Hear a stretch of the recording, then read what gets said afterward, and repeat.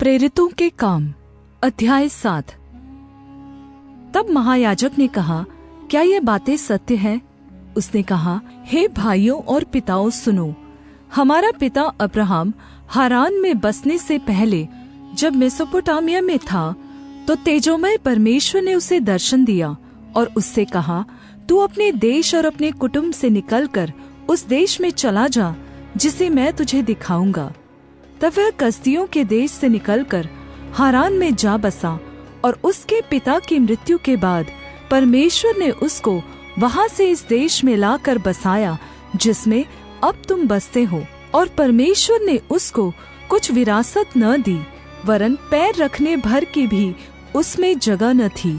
यद्यपि उस समय उसके कोई पुत्र भी न था, फिर भी प्रतिज्ञा की, मैं यह देश तेरे और तेरे बाद तेरे वंश के हाथ कर दूंगा। और परमेश्वर ने यूँ कहा, तेरी संतान के लोग पराए देश में परदेशी होंगे और वे उन्हें दास बनाएंगे और 400 वर्ष तक दुख देंगे। फिर परमेश्वर ने कहा, जिस जाति के वे दास होंगे उसको मैं दंड दूंगा और इसके बाद वे निकलकर इसी जगह मेरी सेवा करेंगे।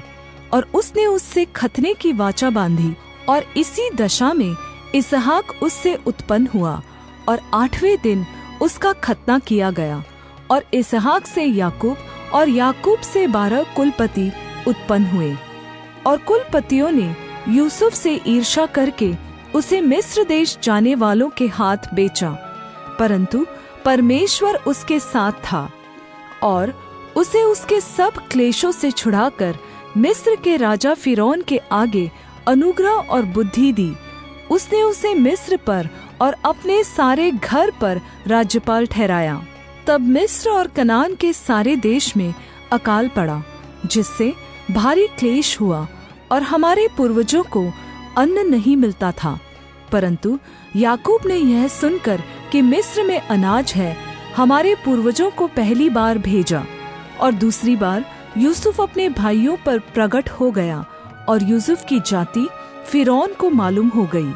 तब यूसुफ ने अपने पिता याकूब और अपने सारे कुटुंब को, जो 75 व्यक्ति थे, बुला भेजा। तब याकूब मिस्र में गया और वहां वह और हमारे पूर्वज मर गए। उनके शव शेकेम में पहुँचाए जाकर उस कब्र में रखे गए जिसे अब्राहम ने चांदी देकर शेकेम में हमोर की संतान से मोल लिया था। परंतु जब उस प्रतिज्ञा के पूरे होने का समय निकट आया जो परमेश्वर ने अब्राहम से की थी, तो मिस्र में वे लोग बढ़ गए और बहुत हो गए। तब मिस्र में दूसरा राजा हुआ जो यूसुफ को नहीं जानता था। उसने हमारी जाति से चतुराई करके हमारे बाप दादों के साथ यहाँ तक बुरा व्यवहार किया कि उन्हें अपने बालकों को फेंक देना पड़ा कि वे जीवित न रहे। उस समय मूसा का जन्म हुआ और वह परमेश्वर की दृष्टि में बहुत ही सुंदर था और वह 3 महीने तक अपने पिता के घर में पाला गया।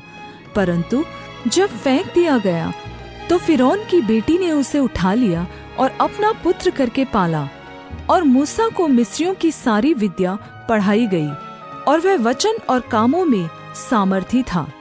जब वह 40 वर्ष का हुआ तो उसके मन में आया कि अपने इस्राएली भाइयों से भेंट करे, और उसने एक व्यक्ति पर अन्याय होते देखकर उसे बचाया और मिस्री को मारकर सताए हुए का पलटा लिया। उसने सोचा कि उसके भाई समझेंगे कि परमेश्वर उसके हाथों से उनका उद्धार करेगा, परंतु उन्होंने न समझा। दूसरे दिन जब इस्राएली आपस में लड़ रहे थे, तो वह वहां जा पहुंचा और यह कह के उन्हें मेल करने के लिए समझाया कि हे पुरुषों, तुम तो भाई भाई हो, एक दूसरे पर क्यों अन्याय करते हो? परंतु जो अपने पड़ोसी पर अन्याय कर रहा था, उसने उसे यह कहकर धक्का दिया, तुझे किसने हम पर अधिपति और न्यायाधीश ठहराया है? क्या जिस रीति से तूने कल मिस्री को मार डाला, मुझे भी मार डालना चाहता है? यह बात सुनकर मूसा भागा और मिद्यान देश में परदेशी होकर रहने लगा और वहां उसके 2 पुत्र उत्पन्न हुए। जब पूरे 40 वर्ष बीत गए तो एक स्वर्गदूत ने सीनै पहाड़ के जंगल में उसे जलती हुई झाड़ी की ज्वाला में दर्शन दिया। मूसा ने उस दर्शन को देखकर अचंभा किया और जब देखने के लिए पास गया तो प्रभु की यह वाणी सुनाई दी, मैं तेरे पूर्वज अब्राहम, इसहाक और याकूब का परमेश्वर हूँ। तब तो मूसा काँप उठा, यहाँ तक कि उसे देखने का साहस न रहा। तब प्रभु ने उससे कहा, अपने पाँवों से जूती उतार ले, क्योंकि जिस जगह तू खड़ा है वह पवित्र भूमि है। मैंने सचमुच अपने लोगों की दुर्दशा को जो मिस्र में है देखी है, और उनकी आहें और उनका रोना सुन लिया है, इसलिए उन्हें छुड़ाने के लिए उतरा हूँ। अब आ, मैं तुझे मिस्र में भेजूंगा। जिस मूसा को उन्होंने यह कहकर नकारा था, तुझे किसने हम पर अधिपति और न्यायाधीश ठहराया है, उसी को परमेश्वर ने अधिपति और छुड़ाने वाला ठहराकर उस स्वरदूत के द्वारा, जिसने उसे झाड़ी में दर्शन दिया था, भेजा। यही व्यक्ति मिस्र और लाल समुद्र और जंगल में 40 वर्ष तक अद्भुत काम और चिन्ह दिखा दिखाकर उन्हें निकाल लाया। यह वही मूसा है जिसने इस्राएलियों से कहा, परमेश्वर तुम्हारे भाइयों में से तुम्हारे लिए मेरे जैसा एक भविष्यद्वक्ता उठाएगा। यह वही है जिसने जंगल में मंडली के बीच उस स्वरदूत के साथ सीनै पहाड़ पर उससे बातें की, और हमारे पूर्वजों के साथ था। उसी को जीवित वचन मिले कि हम तक पहुँचाए, परंतु हमारे पूर्वजों ने उसकी मानना न चाहा, वरन उसे ठुकरा कर अपने मन मिस्र की ओर फेरे। और हारून से कहा, हमारे लिए ऐसा देवता बना जो हमारे आगे आगे चले, क्योंकि यह मूसा जो हमें मिस्र देश से निकाल लाया, हम नहीं जानते उसे क्या हुआ। उन दिनों में उन्होंने एक बछड़ा बनाकर उसकी मूरत के आगे बलि चढ़ाया और अपने हाथों के कामों में मगन होने लगे। अतः परमेश्वर ने मुंह मोड़कर उन्हें छोड़ दिया कि आकाशगण पूजे, जैसा भविष्यद्वक्ताओं की पुस्तक में लिखा है, हे इज़राइल के घराने, क्या तुम जंगल में 40 वर्ष तक पशु बलि और अन्न बलि मुझ ही को चढ़ाते रहे? और तुम मोलेक के तंबू और रिफान देवता के तारे को लिए फिरते थे, अर्थात उन मूर्तियों को जिन्हें तुमने दंडवत करने के लिए बनाया था। अतः मैं तुम्हें बाबेल के परे ले जाकर बसाऊंगा।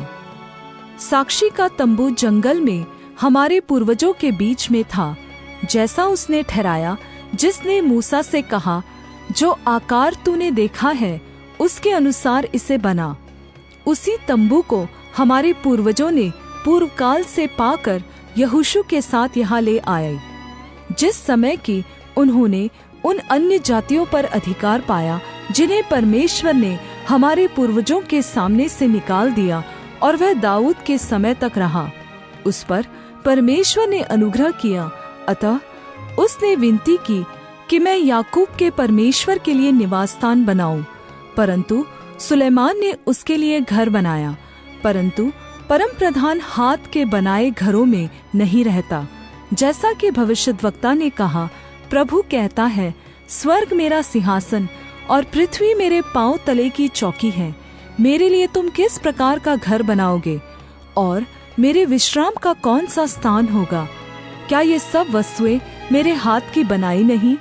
हे हठीले और मन और कान के खतना रहित लोगों, तुम सदा पवित्र आत्मा का विरोध करते हो। जैसा तुम्हारे पूर्वज करते थे, वैसे ही तुम भी करते हो। भविष्यद्वक्ताओं में से किसको तुम्हारे पूर्वजों ने नहीं सताया, और उन्होंने उस धर्मी के आगमन का पूर्व काल से संदेश देने वालों को मार डाला। और अब तुम भी उसके पकड़वाने वाले और मार डालने वाले हुए।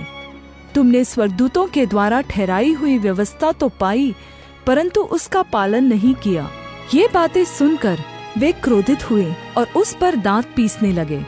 परंतु उसने पवित्र आत्मा से परिपूर्ण होकर स्वर्ग की ओर देखा और परमेश्वर की महिमा को और यीशु को परमेश्वर की दाहिनी ओर खड़ा देख कर कहा, देखो, मैं स्वर्ग को खुला हुआ और मनुष्य के पुत्र को परमेश्वर के दाहिनी ओर खड़ा हुआ देखता हूँ। तब उन्होंने बड़े शब्द से चिल्लाकर कान बंद कर लिए और एक चित होकर उस पर झपटे और उसे नगर के बाहर निकालकर पथराव करने लगे। और गवाहों ने अपने कपड़े शाऊल नामक एक जवान के पाँव के पास उतार कर रखे और वे स्तिफनुस को पथराव करते रहे। और वह यह कहकर प्रार्थना करता रहा, हे प्रभु यीशु, मेरी आत्मा को ग्रहण कर। फिर घुटने टेक कर ऊंचे शब्द से पुकारा, हे प्रभु, यह पाप उन पर मत लगा। और यह कहकर सो गया।